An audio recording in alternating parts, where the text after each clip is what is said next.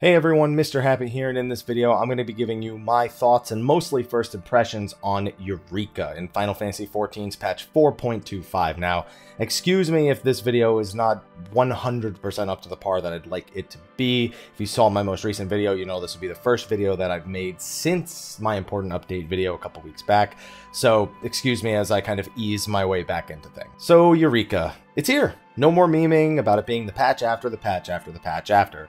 TLDW, it ended up pretty much exactly as I expected it to. I didn't have crazy low expectations, and I didn't have crazy high expectations. It fit in exactly the niche I expected it to, while also being the next source of our relic weapons and armor. So, now having experienced it, I do have some thoughts on how it is now, and how it could be improved later. So let's get into that.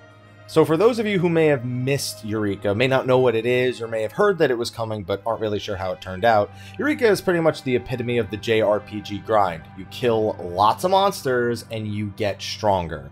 It's a little more complicated than that, but oddly enough, not by much. Yes, you can kill certain enemies, perhaps during certain weather, certain times of day, in order to spawn stronger bosses to get better loot, in some case even unique loot that has, at least one of them has an interesting effect, but for the most part you're going in there to just endlessly kill enemies for the next 3 hours of your life, or however long you actually decide to spend in the zone itself.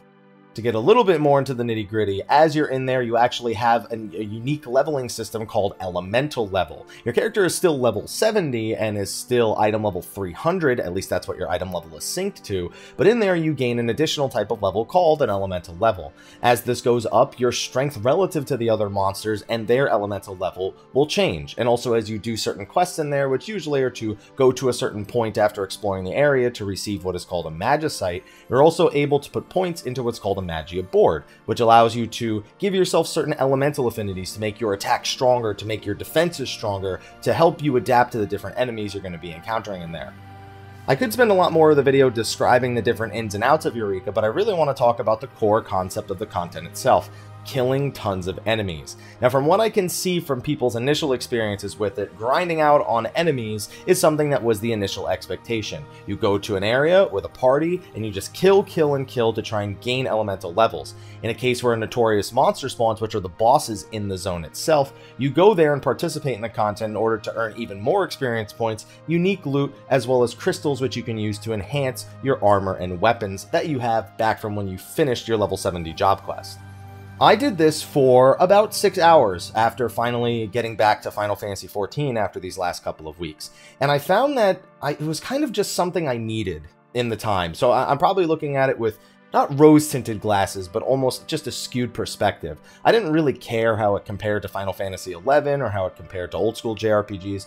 All I know is that when I went into Eureka, I started by grinding enemies, and then I started joining what is very popular, at least in the North American community, are what's known as Notorious Monster Trains, where basically everyone in the zone goes to a specific area, kills the enemies in that area to spawn a Notorious Monster boss, kill that Notorious Monster, and then go to the next. There's websites to track them so you know exactly what you're getting into or where the train would be located or where they're going next.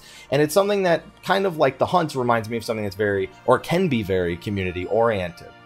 Above all else, I don't know, I almost found it therapeutic, relaxing in a sense. It was something that was mindless, monotonous, and in no way was a unique or refreshing experience, but I got to experience things that kind of just don't really happen in Final Fantasy XIV anymore, and things that I've often said were the things I actually did like about Final Fantasy XI, the sense of community, and sometimes that sense of community leads to some really, really awkward shout chats, like, man, I don't even want to repeat 90% of the things I saw in that shout chat, but just the constant communication of where we're going next and people taking the time to talk to each other and stopping and enjoying things. I don't know. It just felt like one of those things where, because of the way that at least the NA community was handling it with the Notorious Monsters, I found myself, for the first time ever really doing content in Final Fantasy XIV, stopping, having conversations, taking in the sights, you know, laughing at the death and recovery of myself and the individuals around me. I found myself just so frustration-free outside of the fact that I knew I was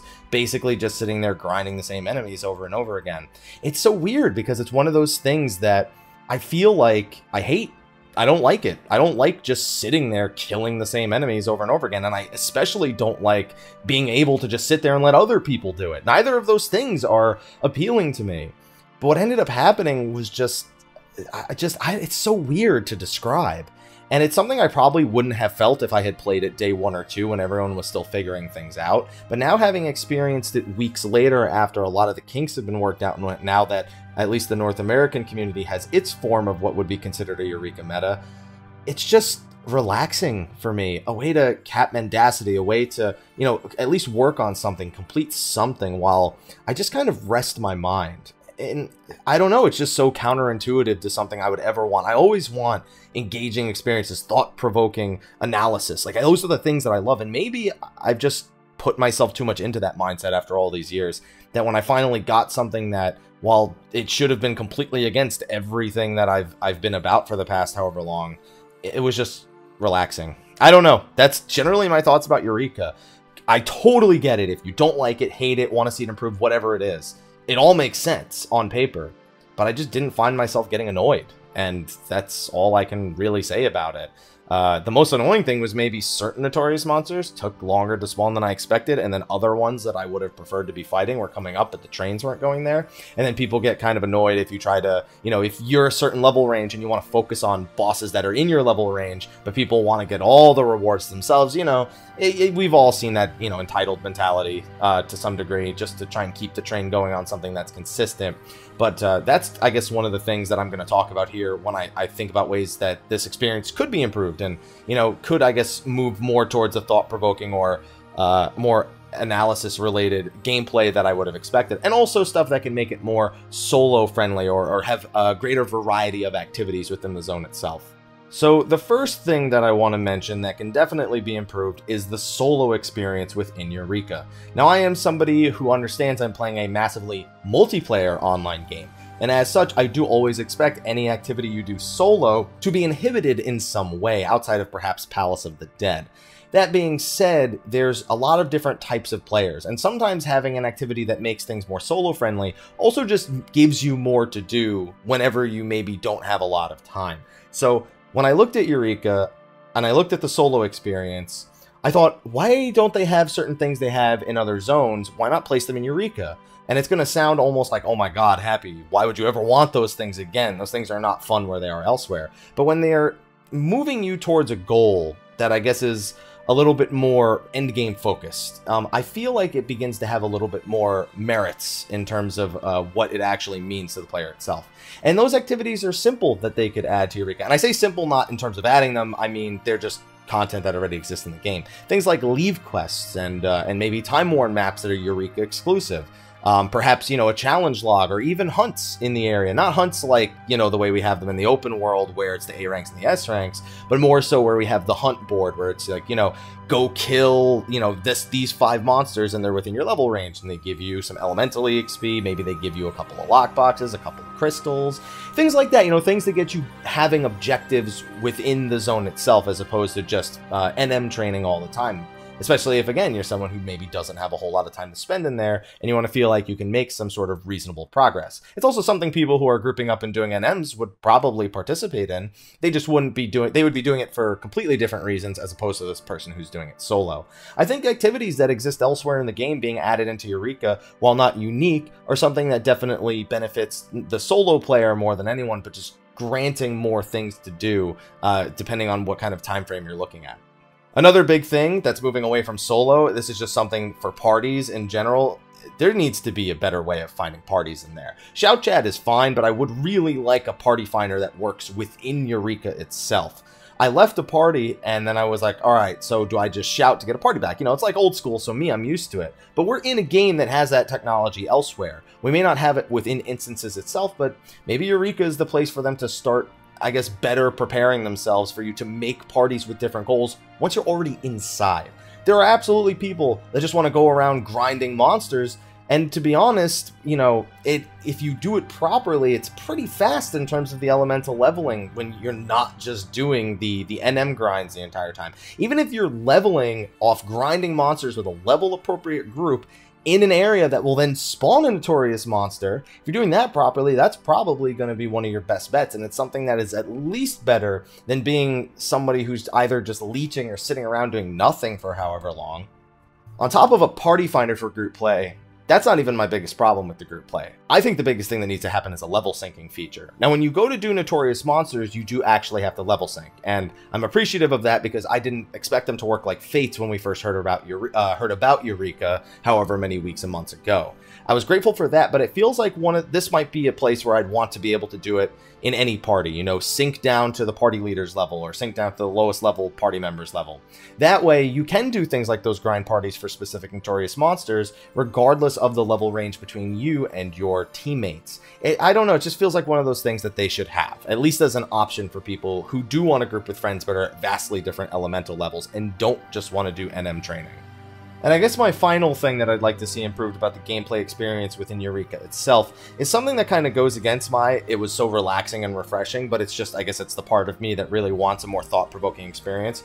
I noticed you can change the Magia boards in content, and that's great, because I was worried you wouldn't be able to do it, and if you can't do it, then it eliminates things such as being able to change it on the fly in the middle of combat in order to make use of different time frames. You know, maybe a boss goes into a mode where it's super weak for a really short period of time, and you want to rotate your Magia board to switch to attack because you have some spare Magicite. You don't have to do it, but if you have spare Magicite in order to rotate it, it'd be a cool thing to be able to do, and it'd be an interactive experience that makes the Magia board serve a little bit more of a purpose.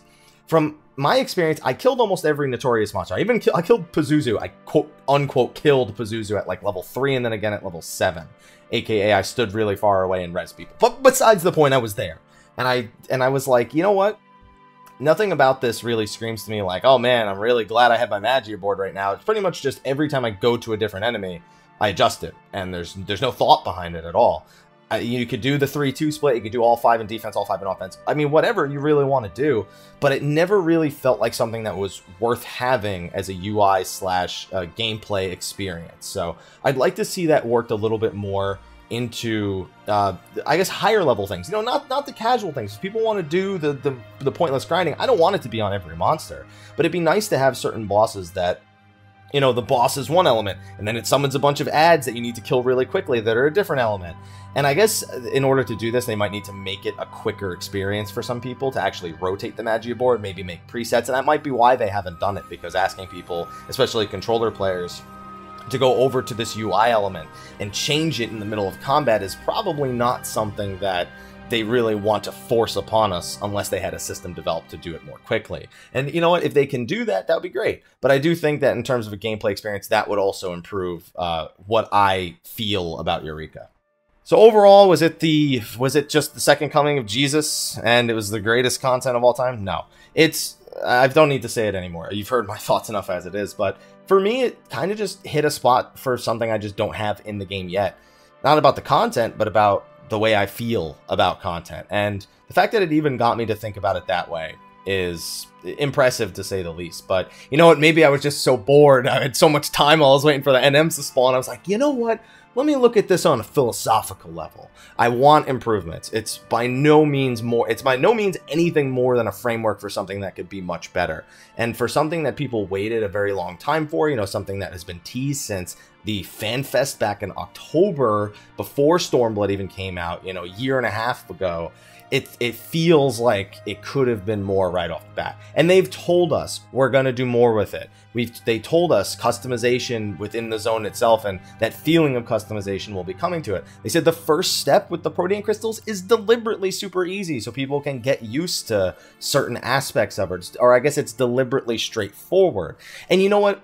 Those are really great things to hear, but it's not the first time we've heard them. And we can't rest on our laurels of providing feedback, of saying the things we like, the things we don't like, regardless of how many or how passionate you might be about it. This is something that they're putting a lot of time into, and, you know, we're losing a dungeon however often, you know, every few months, so that they can do things like this. I want them to have that freedom, but I also want them to really take into consideration the player experience. You can't make everyone happy, but you can sure as heck, you know, do things that are a little bit more than just killing bad guys. So we'll have to wait and see where Eureka goes from this point on. I have, I guess, still the same hopes for it going forward, and I'll definitely be participating at getting to level 20. It took me about 6 hours to get to just about Elemental level 8. So I'm hoping to make some rapid progress over the next couple of weeks with that, and to get a few sets done completely. But let me know what you thought about Eureka. I'm done with my ramble for now. Like I said, apologies. I knew this video wasn't going to be 100% the way I wanted it, but I guess me going on for 15 minutes, it's just rambling. Yeah, no, actually, I'm right back on track. So no, yeah, we're good. We're good. Anyway, thanks for watching. I'll see you all in the next video. Be on the lookout for some more 14 content, some Opera Omnia content, and I'm going to be playing Ni no Kuni 2 coming up this weekend. So be on the lookout for at least something on Ni no Kuni 2. I will see all of you in the next video, and until then, take care.